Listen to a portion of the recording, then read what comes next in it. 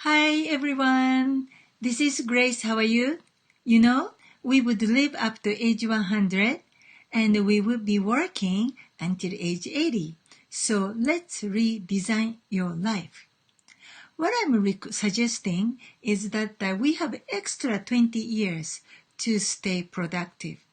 And what I recommend is go out, travel abroad, and go out and meet different people, feel the different culture, different art, and different food. And as you know, this month of October, I had a study tour to Rome and Paris. And it was, I think, maybe my first time to stay only in Rome for about a week. In the past, maybe I've been to Italy 10, 20 times already, but in the past, if I have 1 week or 10-day vacation in Italy, usually I stay a couple of days in Rome, couple of days in Florence, and Venice, and Toscana, those things. But this time, I only stay in Rome for the entire period to attend my company convention.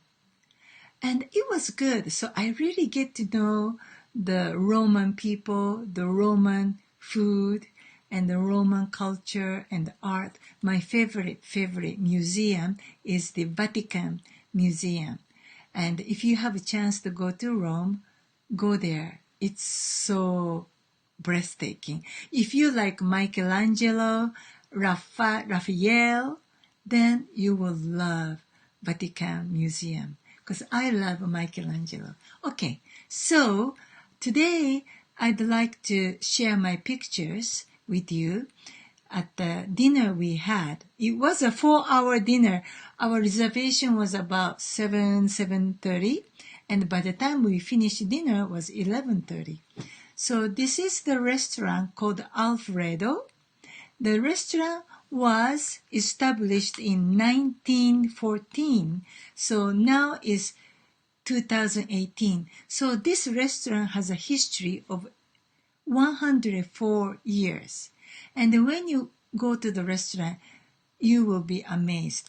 The entire wall of the restaurants are covered with pictures of all of the celebrities and movie stars from my parents' generation, like Sophia Loren, Marlon Brando, all those people. I only know their name.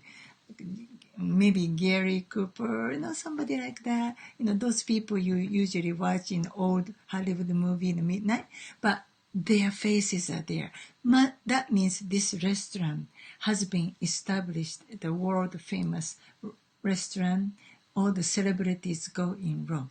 So anyhow, so this is the outside of the restaurant. We arrived there about 7:30. And when you sit at the table, this is the plate, and it says the restaurant was founded or established in 1914. Okay, and since we were a party of 4, and we did the family style, that we order so many kinds and we share among 4 of us. So we had a couple of appetizers. This was a tuna tartare. And then this is mussel cooked in white wine. And this was also seafood salad. This seafood salad looked actually different from what I expected. I was expecting it would be more like niçoise salad you would have in Nice, French Riviera. But this seafood salad had more like seafood, not so much about green leaves. So I think this is right, seafood salad, not the seafood over green salad, So this was good too. And then the pasta in Italy, pasta is another kind of appetizer, whereas in Japan and the United States, pasta dish can be a meal, right? But over there in Italy, pasta is only one of the appetizers. And then looks like in Rome, the carbonara.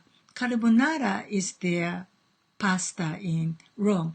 And maybe in the southern part of Italy, like Naples and other areas, or they might have pasta with tomato sauce, or they have seafood pasta, tutto mare, in a spicy sauce. But the Rome looks like carbonara is their pasta of the town.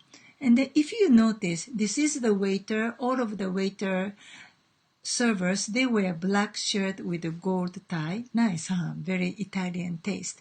And if you look at the serving plate, you see half is kind of a white ivory color, and the other half is a yellow color. The reason is the white one is they put tons of Parmesan cheese. So, this big plate was for 4 people. That's why it looked only half. But if you are one person ordered this carbonara pasta, the entire plate has like a mountain of Parmesan cheese. It looked really, awesome, and it tastes great.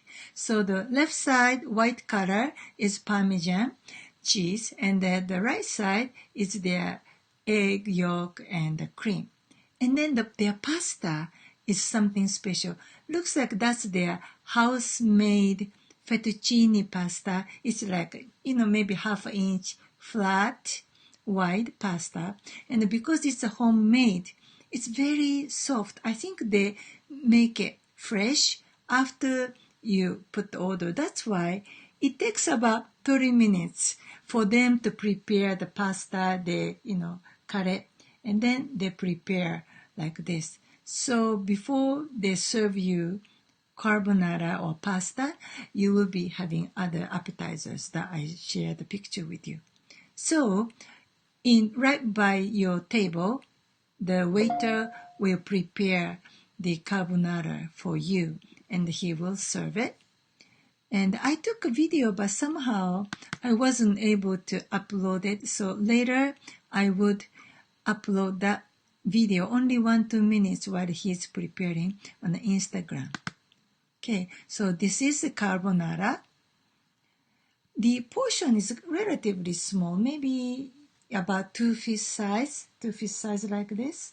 And it's so delicious. No wonder it is their house special pasta. So when you go to Rome and you happen to go to this Alfredo ristorante, order this. Okay, and after this is the main dishes. So we again order several dishes and we share.